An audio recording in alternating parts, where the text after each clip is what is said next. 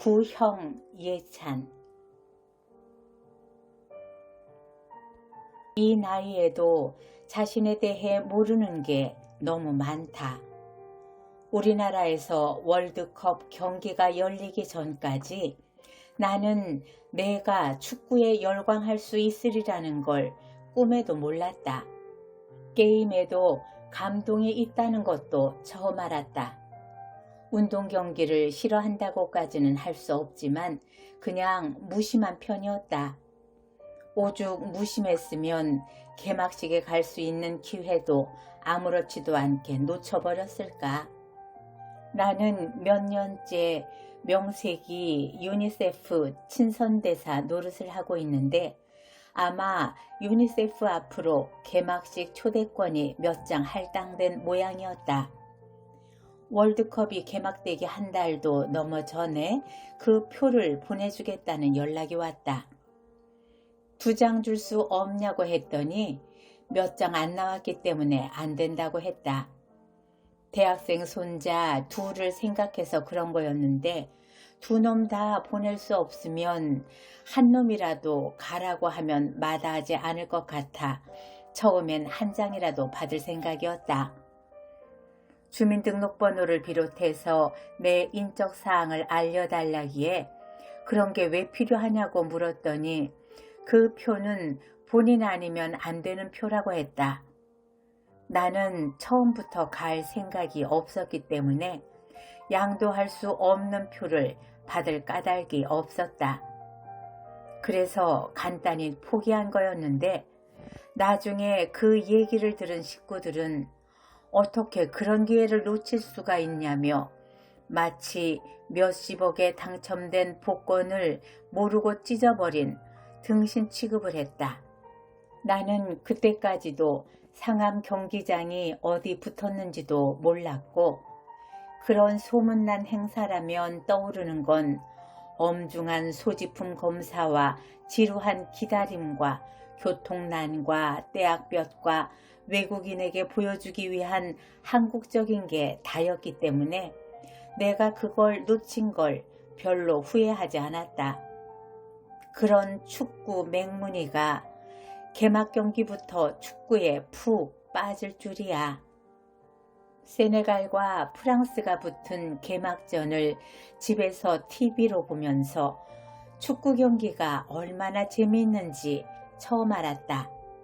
한 번도 마음으로부터 공감한 적이 없는 검은 것이 아름답다는 말에 공감 정도가 아니라 박수갈채를 보내고 싶을 정도로 세네갈의 검은 선수들에게 매료됐다.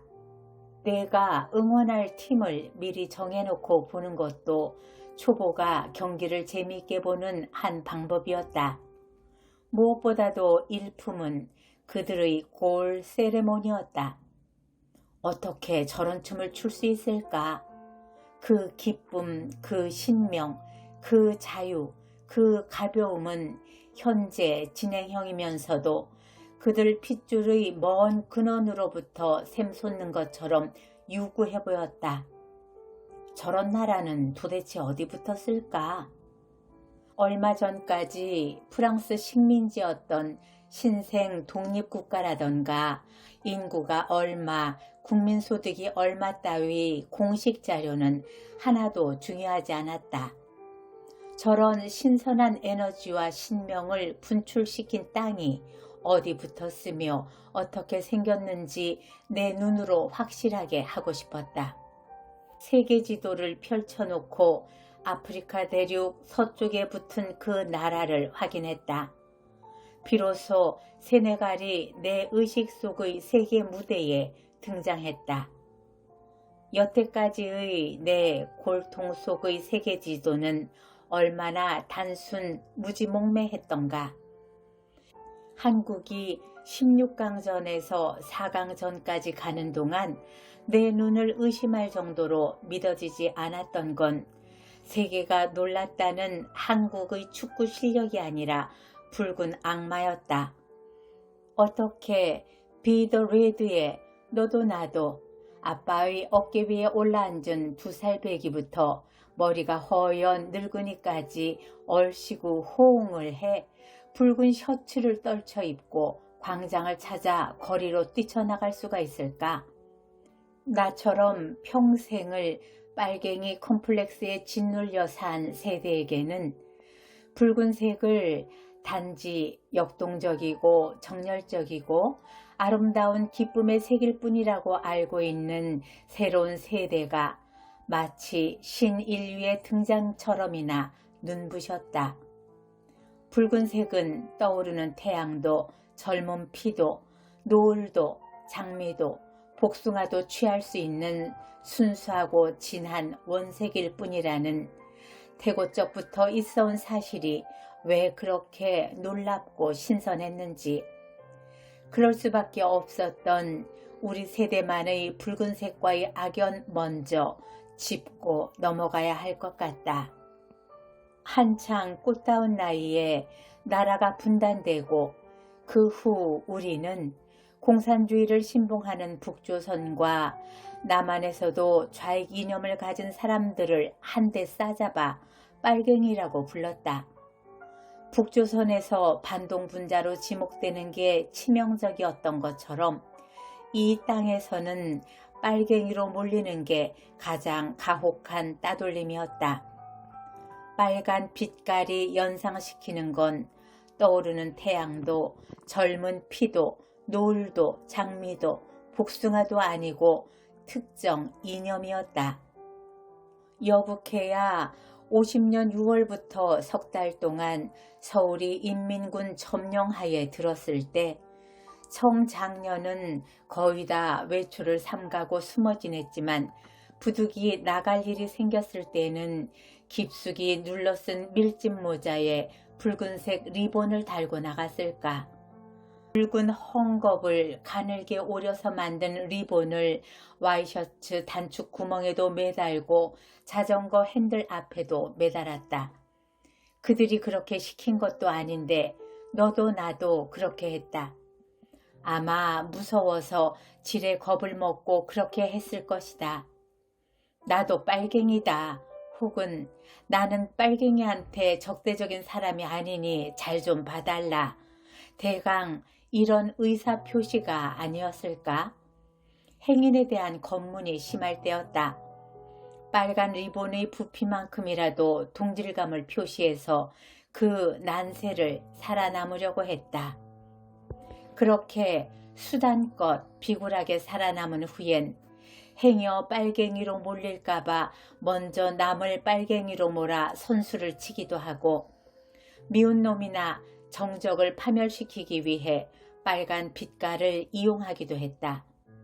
오랜 세월을 이렇게 빨간 빛깔에 가위 눌려 살아온 우리 세대는 지구상에서 좌우의 이념 대결이 무의미해지고 남북이 말을 트기 시작한 후에도 빨간 빛깔에 대한 거의 미신적인 피해의식으로부터 노연하지 못했다.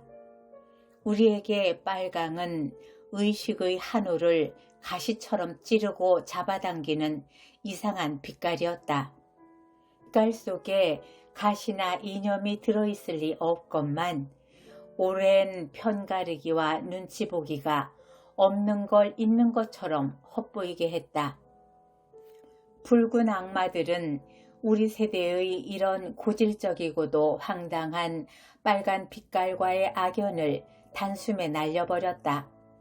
그들은 아무의 눈치도 보지 않고 아무런 선입감도 없이 고지곳대로 빨간 빛깔을 다만 아름답고 정열적이고 눈에 잘 띄는 빛깔로 느꼈고 그 색채 효과를 충분히 활용해 역동적인 축제 분위기를 만들고 일체감을 뜨겁게 달구고 기쁨을 만끽했다. 나는 그들이 눈부시게 신기하고 많이 부러웠지만 그들을 따라하기는 역시 버거웠다. 세네갈 대 프랑스 경기를 통해 축구의 맛을 들이고 나서 한국이 첫 경기에서 폴란드를 이기자 내 마음속에서도 이변 같은 게 일어났다. 처음으로 꼭 16강에 들었으면 하는 욕심이 생겼고 욕심이 생기자 도대체 월드컵이 있기 전까지는 무슨 재미로 살았나 싶게 하루하루가 가슴이 울렁거리고 살 맛이 났다. 집에 오는 손님하고도 축구 이전엔 무슨 말을 하고 살았는지 생각이 안 날 정도로 그 얘기밖에 할 게 없었고, 용건을 잊을 정도로 그 얘기로 시간 가는 줄 몰랐다. 느슨하거나 사무적인 인간관계에 생기와 탄력이 생겼다. 미국하고 붙는 날, 미국한테 지기는 싫다는 마음이 왜 그리도 절절했던지 초반에 선취골을 내주자 우리 선수들의 체력은 뒷심이 딸린다는 어디서 언제 들었는지 모르는 옛날 얘기가 되살아나면서 불길한 생각이 들기 시작했다. 그때 황선홍 선수가 이마에서 피를 흘리며 쓰러졌다. 피를 보자 내 본색이 드러났다. 나는 비겁한 데가 있는 인간이다. 더 이상의 혈투는 보고 싶지 않았다. 나는 전력 투구해야 할 결정적인 순간에 슬쩍 발을 빼고 뒤로 물러나는 나쁜 버릇이 있었다. 저렇게까지 해서 꼭 이겨야 될까? 계속해서 열광적인 응원을 보내는 붉은 악마도 너무 잔인해 보였다. 우리 선수들에게 가하는 응원의 압박으로부터 나 하나라도 빠져나오고 싶었다.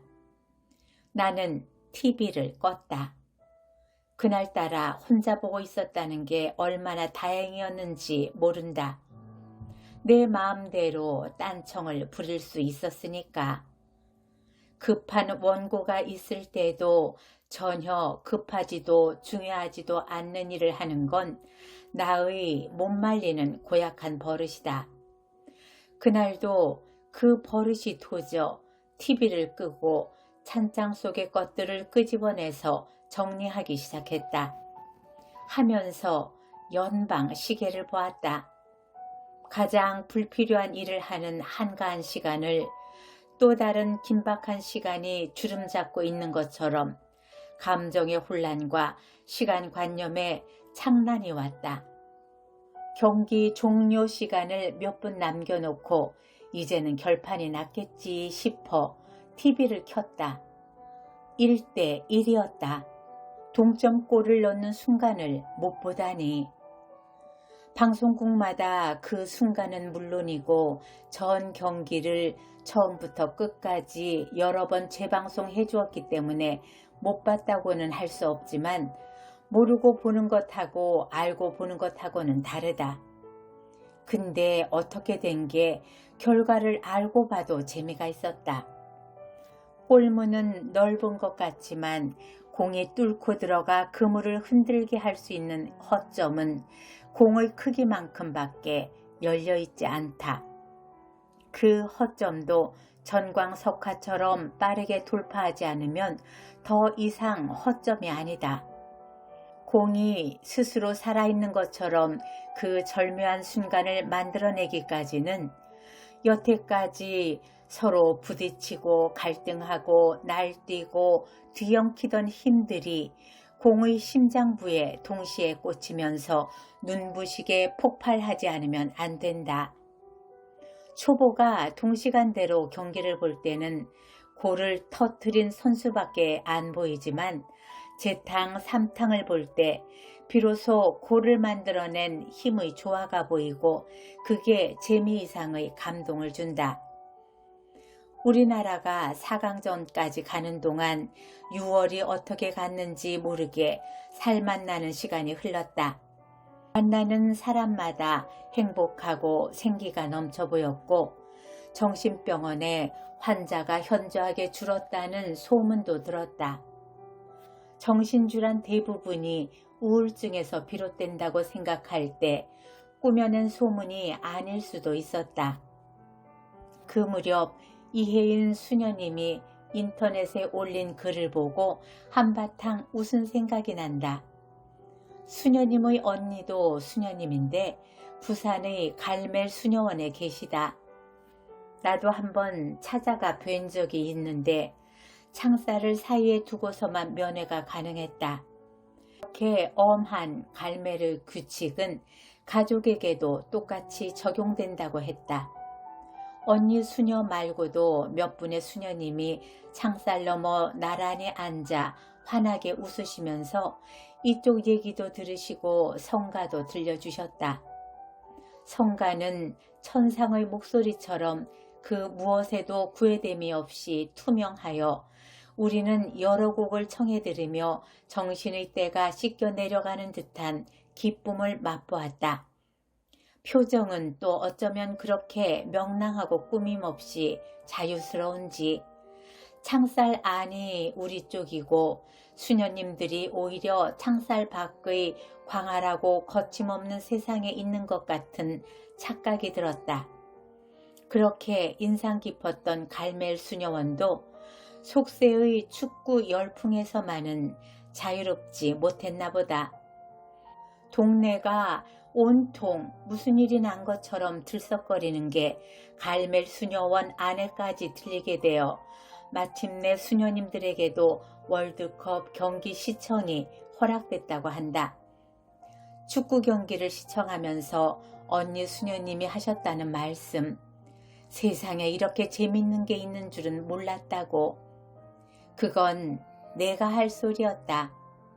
나는 온갖 쾌락이 득시글거리는 속세에 살건만 이렇게 재밌는 게 있는 줄은 이 나이에 처음 알았다. 경기마다 드라마여 판타지였다. 천재적인 작가가 각본을 쓰고 연출한다 해도 구경꾼의 심장을 그렇게 완벽하게 압박하고 옥죄었다가 풀어줄 수는 없을 것이다. 인간이 만들어낸 각본은 어떤 천재의 두뇌에서 나왔다고 해도 예측이 가능하게 되어 있다. 그러나 이번 축구 경기는 예측 불허한 드라마였다. 그 예측 불허 때문에 온 국민이 축구 팬이 됐고 축구 팬이 된 이상 한 달 내내 가슴을 울렁거리며 살 수밖에 없었다. 생동하는 가슴의 박동을 느끼며 살 수 있다는 건 크나큰 축복이다. 우리나라가 마침내 4강에 들게 되는 스페인과의 대전은 처음으로 밖에서 여럿이 어울려 보게 되었다. 그 전까지는 집에서 식구들하고 또는 혼자서 보다가 그날은 마침 교외에 있는 보육원에서 빠질 수 없는 행사가 있어 가게 되었는데 축구 경기와 같은 시간대에 잡혀있는 행사를 뒤로 미루고 행사장에 TV를 설치하고 응원의 장으로 만들어 놓았다. 나는 처음으로 대한민국을 목청껏 외쳐보는 흥분과 기쁨도 맛보았다. 그러나 좀처럼 골이 터지지 않아 조바심이 나기 시작한 군중이 북치고 장구치며 구호를 외치기 시작하자 나는 또다시 고질적인 비겁증이 도져 머리가 터질 것 같아 슬그머니 자리를 떴다. 우리 팀이 4강에 들기를 저들처럼 열렬히 바라지는 않는다는 자신에 대한 인식도 내가 참여한 자리를 불편하게 했다. 16강에 들기를 그렇게 간절히 바라다가 8강까지 갔으면 초가 달성인데 4강까지 간다는 건 너무 넘치는 것 같아 불안했다. 넘치는 것보다 조금 모자라는 듯 할 때 편안한 게 나라는 인간의 그릇의 한계이다. 또 우리 선수들의 발끝에 국가의 위상이 달린 것처럼 열광하는 애국심의 도가니도 내가 녹아들기엔 온도 차이가 너무 심했다. 열린 기쁨, 함께하는 즐거움이 아니라 혼자서 책을 읽을 때의 그 자폐적인 고독한 행복을 축구 경기에서도 원했다면 누가 들어도 웃음거리밖에 안 될 테지만 대부분의 경기에서 그게 가능했던 것은 아마도 배우는 즐거움 때문이었을 것이다. 차범근의 해설은 나 같은 맹문이가 축구가 뭐라는 걸 눈뜨는데 친절한 길잡이가 되었다. 월드컵의 열기가 최고조에 달했을 때 지방자치단체장 선거가 있었다. 예상대로 투표율은 저조했다. 우리의 정치 무관심, 정치 냉소주의를 우려하는 소리도 높았지만 나는 그동안처럼 우리 국민이 열정적으로 정치적인 의사표시를 한 적은 전무후무했다고 생각한다. 우리 팀이 기대 이상의 선전을 함에 따라 경기마다 뜨는 선수가 생겼고 신화가 탄생했지만 처음부터 끝까지 부동의 스타는 히딩크였다. 단시일 내에 우리 팀을 세계적인 팀으로 거듭나게 한 그의 비결인 히딩크 어록도 당연히 만인에 회자됐다. 선수들이 그동안 누려온 기득권이나 인기, 인맥, 청탁 등을 배제하고 철저하게 실력 위주로 선수를 선발해 혹독하되 인격을 무시하지 않는 강훈련을 시켰다는 건 하나도 특별할 것이 없는 인사권자의 기본 원칙에 불과했다. 그런데 우리가 그 원칙적인 소리에 장님이 눈뜬 것처럼 감동했던 것은 우리 정치에 결여된 게 바로 그거였기 때문이 아니었을까? 그의 원칙적인 지당한 말씀은 인기를 노린 것도 누구의 흉내를 낸 것도 아닌 그의 일관된 소신에서 우러난 거였고 행동에 옮겨 써먹은 거였기 때문에 명언으로 들렸다. 소신 있는 단순 정직한 말솜씨 또한 우리 정치 지도자에게는 결정적으로 결여된 거였다. 지도자를 자처하는 분들이란 소신 같은 건 처음부터 있지도 않은 데다 눈치껏 인기만 노린 엉터리 발언과 아무리 갈아봤댔자 변하지 않는 누적된 관행인 어려웠을 때 도와준 가신한테 발목을 잡힌 은혜 갚기식 인사에 얼마나 넌더리가 나고 절망했으면 히딩크를 대통령으로 고용하자는 농담까지 나돌았을까. 히딩크가 승리에 굶주렸다고 말한 것처럼 우리는 그동안 정치가의 페어플레이에 굶주렸었다. 오죽해야 차범근이 호나우도가 결승전에서 첫 골을 터뜨렸을 때 흥분을 감추지 못하고 한 말. 스타는 가만히 있다가도 결정적인 순간에 폭풍처럼 상대방의 조직을 한꺼번에 허물어버리고 경기를 활기 넘치는 새로운 국면으로 접어들게 한다는 찬탄을 빌려다가 우리도 어디서 새로운 정치 지도자가 혜성처럼 나타나지 않는 한 차곡차곡 누적된 부정과 부패의 관행을 새로운 국면으로 바꿀 수는 없을 것이라고 비관하는 소리까지 나왔겠는가. 내가 가장 감동적으로 본 경기는 우리가 터키하고 붙은 3, 4위전이었다. 8강에만 들어도 만족이라고 생각했으니만큼 꼭 3위가 되길 바란 건 아니었다. 그러나 여태까지 우리 선수가 얼마나 잘 싸웠다는 걸 보아왔기 때문에 3대1로 지는 건 좀 너무하다 싶었다. 그때 나는 손자하고 보고 있었는데 3대1이 너무 오래가자 조바심이 나서 자꾸 손자한테 말을 시켰다. 얘야, 제발 3대2로 졌으면 좋겠다. 적어도 대한민국이 3대1로 지면 너무 치욕스러울 것 같지 않니? 이러면서 한 골만 더를 갈망하며 조바심 치던 심정은 누가 뭐래도 애구심이었을 것 같다.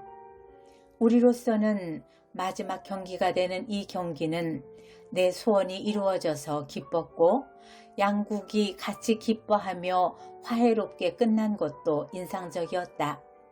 그러나 바로 그날 우리 국군의 적지 않은 전사자까지 낸 서해교전 소식은 즐기던 마음에 극심한 혼란을 가져왔다. 저승의 문을 가를 듯 처절한 유족들의 통곡 소리를 어찌 잊을까. 내가 아들을 잃은 건 88년 서울 올림픽 때였다. 내 아들의 죽음은 나라를 위해서도 공익을 위해서도가 아닌 순전히 개인적인 팔자 소관이었건만도 내가 하늘이 무너지는 슬픔에 잠겼을 때 온 국민이 축제 분위기에 들떠 있다는 게 얼마나 견디기 어려운 형벌이었는지 지금도 그때 생각을 하면 소름이 돋고 뼈마디가 으스러지는 것 같다. 하물며 그들은 우리의 국토와 우리의 기쁨을 안전하게 지키다가 죽은 전사자들이다.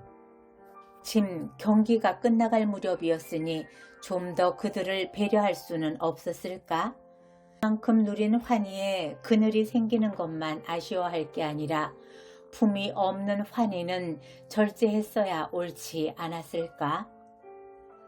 우리가 지구촌 축제의 중심이 되어 한바탕 신명나는 잔치를 치른 기억도 서서히 멀어져 가고 있다. 내 생전에 이렇게 피가 끓고 가슴이 울렁거리고 살만 나는 경험을 또 하기는 어려울 것이다. 마지막일지는 모르지만 처음은 아니다. 우리가 신생 독립국가일 때 난 갈래머리 여학생이었고 태극기를 달고 보스턴 마라톤 대회에 출전한 서윤복 선수가 우승을 하고 돌아왔다. 그건 정말이지 거족적인 대사건이었다. 중앙청 앞에서 환영대회가 열렸는데 내가 다니던 숙명여중은 바로 그 근처라 아마 동원이 되었을 것이다. 그때 나는 거의 깔려 죽을 뻔했고 나의 지긋한 분들이 기쁨의 눈물을 흘리는 것도 보았다.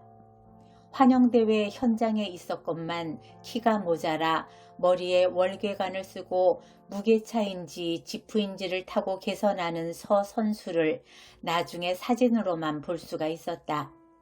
대한민국을 세계에 알린 걸 온 국민이 그렇게 기뻐했다. 4.19 때 나는 평범한 주부였는데 거리로 뛰쳐나온 학생들, 시민들이 청와대 앞에서 총질을 당할 때는 집안에 숨죽이고 엎드려 있다가 대통령의 하야 성명을 듣고 나서야 거리로 나갔다. 종로 5가 가까이 살 때였는데 나가보니 시민들이 다 거리로 나온 것처럼 전찻길까지 인파로 뒤덮여 전차도 자동차도 못 다니고 있었다. 그때 우리는 암호하거나 따뜻한 몸을 부비며 한없이 걸었다. 젊은 피가 독재를 무너뜨렸다는 승리감과 우리의 민주 역량과 살아있는 민족의 기상을 만방에 알렸다는 자부심으로 얼마나 기고만장했던지. 우리가 세계 속에 우뚝 선 것 같은 우월감으로 우쭐했던 적은 그 밖에도 수없이 많았다. 그렇게 단박 우뚝 섰으면 지금쯤 세계를 굽어보련만. 굽어보면 또 뭘 하나. 더불어 손잡고 살면 그만이지. 그러나 매번 우뚝 선 것처럼 느낀 게 착각만은 아닌 것이 각 분야에서 일어난 그런 힘찬 상승작용의 반복을 통해 이만큼이라도 우리의 위상이 높아졌을 거 아닌가. 이 지구상에서 나에게 허락된 시간도 이제 꼬린 지점이 얼마 남지 않았을 것이다. 이 나이까지 살면서 하나 깨달은 게 있다면 비슷한 기억을 되풀이하며 어디로 가고 있을 뿐 처음은 없다는 사실 정도이다. 인간의 삶의 궤적이 직선인지 곡선인지 모르지만 죽는 것을 돌아간다고 말하는 우리의 전통적인 생사관으로 치면 원일지도 모르겠다. 지구가 공전하면서 자전하듯이 시간도 되풀이하며 어디론가 우리를 데려가고 있다. 월드컵을 치르고 나서 길에서 공놀이하는 아이들이 부쩍 늘었다. 아마 학교 운동장이나 놀이터는 더 할 것이다. 공은 차기만 하면 스스로 생명력이 생긴다. 지구도 신이 찬 공이 아닐까? 지구를 신이 찬 가장 멋진 공 또는 신의 시구라고 생각한다면 그건 지구인의 오만일 테지만, 공이라는 형태를 최초로 만들어낸 이가, 즉 신이었다고 생각할 수밖에 없는 건 그 완벽성 때문이다. 구형의 표면에선 아무데나 자기가 선 자리가 중심이 된다. 만인이 중심일 수 있는 조형물은 신의 상상력 아니면 될 수 없는 일이다. 축구공만한 지구의를 조만간 하나 장만해야겠다. 그리고 손바닥으로 구형의 원만함, 아름다움을 느끼고 쓰다듬어야겠다. 초강대국도, 축구강국도, 경제대국도, 우리가 3, 4위를 다투는 동안 꼴찌와 안꼴찌전을 벌인 작고 착한 나라도 내 손바닥 안에서는 평등할 것이다. 그게 창조의 뜻이고 구형의 미덕이라는 걸 직접 느껴봐야겠다. 공 모양을 평면에 그려넣기 시작한 인간의 지혜 때문에 중심과 변방이 생긴 평면 지도를 보는 것보다 한결 지구촌이 사랑스러워질 것이다.